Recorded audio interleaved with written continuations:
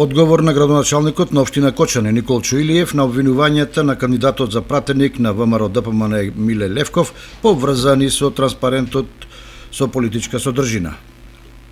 Во одговорот се вели: почитувани сограѓани, кога станав градоначалник на општина Кочани, всушност избрав да бидам градоначалник на сите граѓани, без оглед на нивната национална, верска, партиска или друга припадност.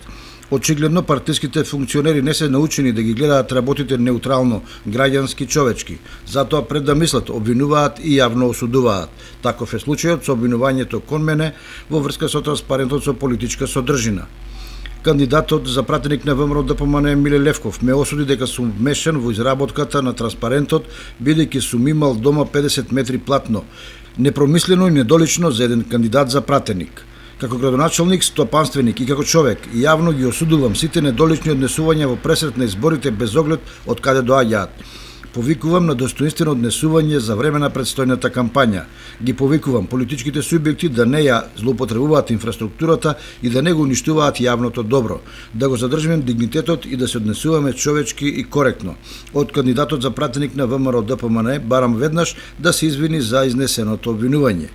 Почитувани граѓани, во изборите што доаѓаат, ќе продолжам да си ја работам мојата работа, ќе излегувам на терен за да ги следам инфраструктурните активности. Се асфалтира на многу локации, се градат нова градинка и планинарски дом, се реконструира мултикултурниот центар.